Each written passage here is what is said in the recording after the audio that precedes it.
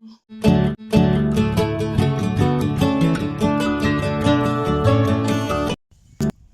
morning, good morning. Update na naman ako sa mga halaman ko. Ayan. Ayan. Kasi ito lang ang paglibangan ko sa amin. Namulaklak na siya ng madami. Marami na siyang putot. Ayan, marami na siyang mga ano. Ito hindi ko pa na kuna ng yung dahon na laya. Kasi mainuna pa akong tinanim. Ayan. Ayan, update muna ako kasi ilang buwan na sobrang mainit ang panahon, pero kagabi madaling araw umuulan na kasi medyo malakas-lakas konti. Nakainom yung mga halaman ko, sumigla sila ulit. Iba kasi pag may ulan tsaka mainit. Pag mainit sila, weak yung dahon nila kahit nagadilig ka ng tubig. Ito malapit na siya bukad. Ayan ang bulaklak ko na gumamila. Excited ako na magbukas siya. Siguro ang kulay nito yung yellow siya, tapos maroon yung sa gitna. May maroon sa gitna. Ayan. Ito yung ko, namulaklak na din siya. Saksak sinago lang to dito kasi dati bago ako umalis ng abroad, itong mga halaman to isang linya lang. May nagustuhan akong iba, dinagdag ko dito kasi itrim ko lang yan pag lumalaki na sila, pag humahaba na. Ayan, hindi pa siya nagbigay ng bulaklak. Malaking bulaklak yan na orange. Iba din klase itong gumamila ko. Ayan, puti yung isa na hindi pa nagbigay ng bulaklak. Ayan, iba din yun siya. Parang sili na hindi siya bumubukad. Ganyan lang talaga ang bulaklak niya. Ito din mabango yan siya, mabango. Titasin natin. Bango. Parang sampagita ang bango nito.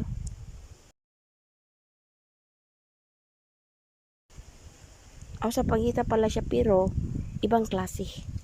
Hindi yung sampagita sa Manila na binibinta doon sa may Quiapo. Ito, iba din itong bulaklak.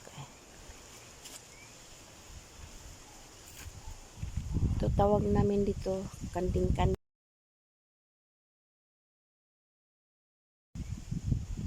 Yung niya, ano ba yan tawag nila? Basta kanding-kanding daw yan Yung mga bulaklak ko. Yun kasi ang pinaglibangan ko dito.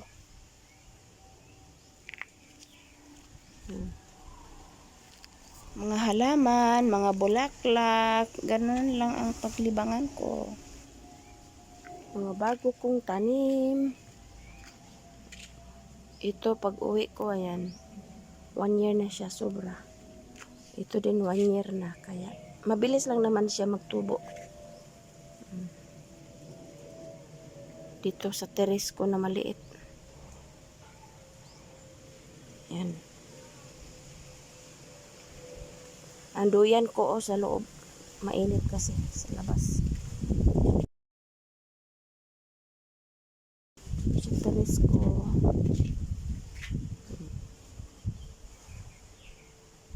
Yan.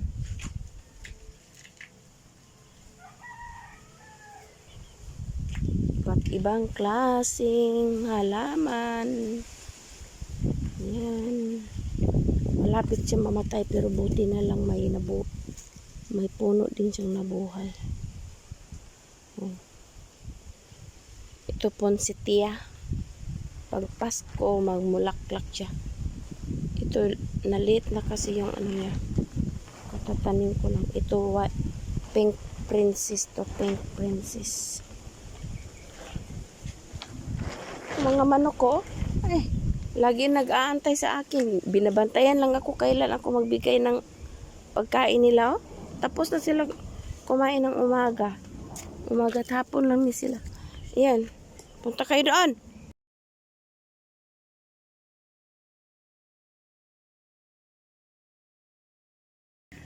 Namulaklak na sa nga. Gitrim ko to. Dala na siya ng bulaklak. Don Manuel ang pangalan nito. Green na green yung dahon. Ito din Don Manuel pero variegated yung dahon. Maliliit pa lang siya. Pero nagdala na ng bulaklak. Oh, ayan, bulaklak na niya yan. Mga spotted. White spotted. Lily. White lily yata yun. Hindi ko alam. Ito kandol-kandol. Ay, mga ano ko.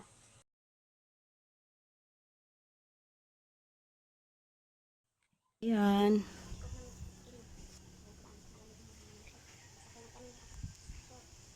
Ito, bougainvillea kong tanim. Nalaglag na yung bulaklak niya. Nalaglagan na yung mga bulaklak. Kasi matanda na ba. Magpalit na naman yan ng bago. Ayan. Iba't ibang klaseng bulaklak. Marami din ako mga bougainvillea, iba't ibang klase. Yung tapay-tapay yun yung malaki na pula. Ayan, hindi ko alam yung iba. Basta magtanim lang ako ng bulaklak pag may gusto akong hingiin o bilhin. Yun, bibilhin ko kahit hindi ko alam yung pangalan ng halaman. Basta magustuhan ko, bibilhin ko talaga. Or hihingiin, depende. Kung ibinta, bilhin. Kung hindi binta, ibibigay lang, hihingiin. Pero marami na akong nabili dito. Pag mayroon na siyang anak, ibibinta ko din. Kasi binipili ko yung mother. Diba? O mayroon naman akong hinihingi dito, binibigay ng hipag ko, o bayaw ko pala. Pag dumami, ibibenta ko din. Siya eh. Ayan, nag-umpisa na siya mag-grade. Kaya pinuto ko, nilipat ko siya. Mag-rose din yan. Ito pink princess. Princess. Yun lang muna ang update ko sa mga tanim ko.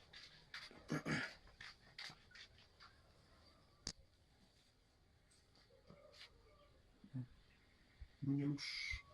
Si Dunyalos. Ang bango-bango nito. Ito siya. Ang bulaklak nito, bango-bango. Pag magabi, bubukad siya pag gabi. Ito. Pag bumukad na siya pag gabi, sobrang bango. Parang perfume. Pag magabi, kaya iniikot ko yung bahay. Nilagyan ko ng paikot sa bahay. Nilalagyan ko. May nagsabi nga, para daw ang amoy ng cemetery ng bahay. Pag ano daw namin, sabi ko hindi naman. Bulaklak lang naman yun ang amoy. Bakit mapunta ka ng cemetery?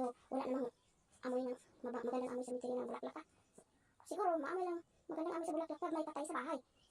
Eh, bulaklak yun eh. Bagong patay ka na pero napunta na sa cemetery, wala na yung baho na yun ng bulaklak na yun. Pero hindi yung patay ang nagbaho. Eh, magandang baho, yung bulaklak. Yun ang pagsabi, hindi yung sabihin na parang cemetery yung amoy. Tapos ito, naputol ako ng sama doon sa Dunyalos. Ayan. Nagbulaklak na din siya pero paano siya eh. Palaya na. Katulad ito, nalaya na. Putulin na yun siya kasi magdahon siya ulit. Sandali. Putulin ko lang yan. Ang limansi ako. Kalamansi. Tapos may mga tanim akong bago. Gumamila ako ito. Mabuhay na siya. Pulang-pula ang bulak niyan. Ang mga sili ko, mga mikan ko, hindi masyado nagbunga kasi marami na akong manok na pinakawalan ko sa kural. Sa bakod. Nandito na sila sa labas. Kinakain pati yung ibon na tawag na gurion. Ayan, kita ko talaga. Kinakain nila talaga ang sili ko. Kaya, malaking siya pero konti ng bunga kasi kinakain nila. Naubos. Ang dami ko kayong mga sili. Kinakain ng ibon. Sabi ko, nagyelo siya kahit may abono. Kasi sabi sa nakandog siya sa kalaging inano ng ibon. Ayun naubos sa ibon. Pati yung dahon, kinakain. Marami kasi ako sili. Ito may bagong nagyelo. May bunga na ito, pero kinain. Kulikot. Ito hindi ko kulikot. Espada yan. Mabunga din siya. Espada sa iba din kasi mataba siya. Mga manok ko. Yan, manok. Ito yung manok ko. Kawawa kasi sila ikulong, mga matay sila. Ito naubos sa ang sili ako. Dami akong sili dito. Ito mga sako, may mga laman na itong I-arrange ko lang yung pag gumaling na ako. Yung trangkaso ko sa ko. Ito mga sako, ito may mga laman na yan na abono ng tatas sa ano ba, rice. Balat ng rice. Ang kagaya nila. Kamilangan na yan. Ready to plant na lang itong ibang mga ano ko. Kasi ito, mabibinta ko kasi yung mga sili. Ano, mayroon kasi akong itatanim dito. Yung mga sili yan. Ayan. Marami sana yan. Ito hindi pa tubo.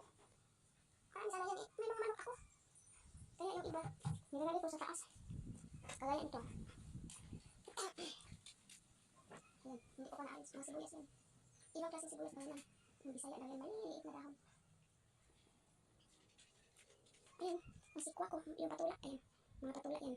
Nasira sa init. Mga patulak nasira sa init. Ayan, nasira siya sa init. Ayan, kahit dinidiligan ko ng tubig. Buti na lang yung mga saging ko nabuhay. Ayan, pambis. Ah, hindi. Lansonis yan. Ito, lansonis to. Malalaki na. Itong papaya, laging may hinog. Kinakain ko. Maliliit siya, pero makapal naman yung laman. Meron naman akong papayang tanim dito. Dito. Saglit. Ang bunga ng ampalaya ko. Hindi pa siya pwede tanggalin. Sandali ha. Tingnan ko yung ano ko. Pambis. Tsaka papaya yung sinabi ko papaya. Ito kiat-kiat yan, kiat-kiat. Na orange na maliliit. Yan. Ito yung tambis. Puno ng tambis. Yan. Yung pink, malaki na siya. Sana, malaki na. Mabilis yung maglaki masyado. Ito yung papaya na mahaba ang bunga niya. Tapos malaki. Isang puno lang na nabuhay. Marami sana yan. Kasi may manok nga. Ay, naku, ang buhay natin.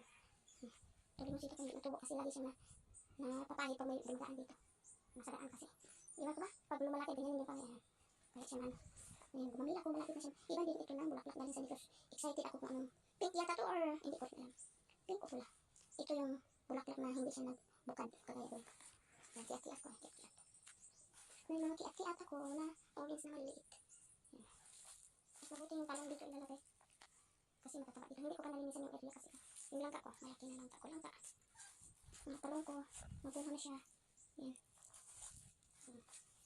Persilo. Buti na lang nabuhay yung talong. Yan, buti na lang. Nasira kasi sila sa sobrang init. Kahit dinidilikan. Yan. Ito. Ito, nagdalang siya bunga ilang kulay siya. Violet. Yan. Ito lang pinakamalaki. Itong langka ko na naman. Ilang, ano sa puno eh. Dalawang puno na langka na matamis ng old na ano, style. Yung old talaga na lahi ba. Pero mayroon din ako tanim doon. Bago yun na klase. Ang daming nabuhay. Kaya, nagpasalamat ako na nabuhay lahat yung langka na bago namin tinanim. Yeah. So, yun lang. Marami kong update na sa mga halaman sa kulay, mga prutas na pinatanim ko. Ayan, ito yung harapan namin. Ayan, i-form ko pa yan siya. Gugupitin ko yan. Kailangan ko pa i-train itong mga maliliit na dahon. Pero, papunta na yan kasi nagpabulaklak na siya.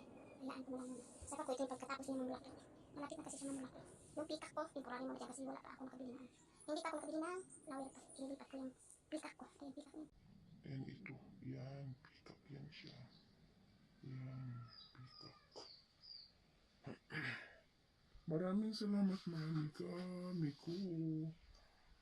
Babu.